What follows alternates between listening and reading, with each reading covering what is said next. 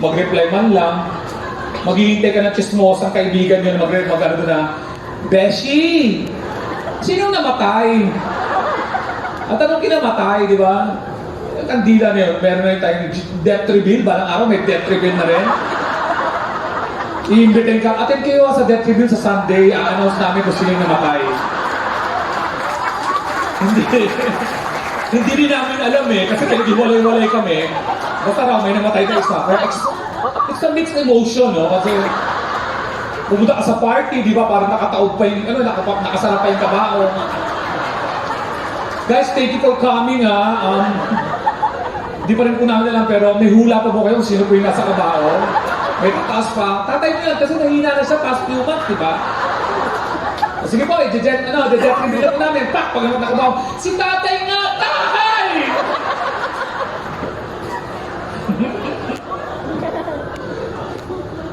Okay lang sa mga nag-ano, no? Mga nag-o-oral. Hindi ako nagpakilala, dumiretso ako sa joke, no?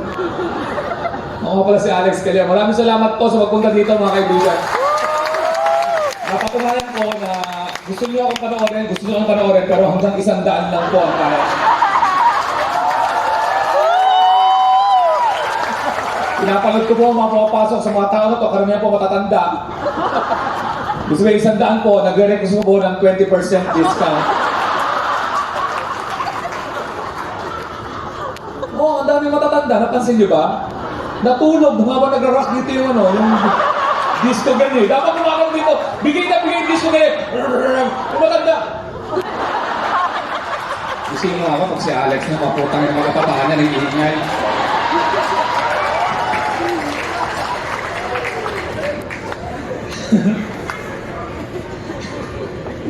So, nakalimutan ko ito yung susunod kong joke. Ngayon pag tumatanda, alam ko samantalayin yung kabataan nyo, promise. Ang bilis ng panahon. Alam niyan, ako 51 ako, mayroon dito matatanda na alam ko nagkakanood dyan alas 5 dahil alas 7, gabi na sa kanila. Alas 9, just kagabi. Ay, may alas 5, sa wakas. Nakaka-uwi tayo dahil ayokong gabihin, 7:30, just Mariosip. Magwawalis pa ako ng taon kinabukasan. Ang matatanda, ganyan na lang nangyayari dyan eh.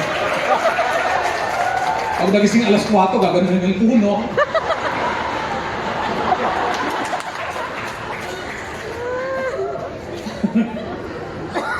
Tawa kayo ng tao dahil bata pa kayo. Ang bilis tumanda. Alam mo nung naalala ko pa, parang kahapon lang nung bata-bata pa ako. Pag may dumaan sa aking babae, kahit anong parte ng katawan ko, siyang natiris kagad ng titi ko. Pag ganun, huto sa titi ko. Huno!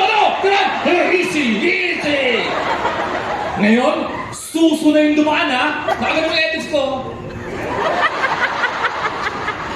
Katamat.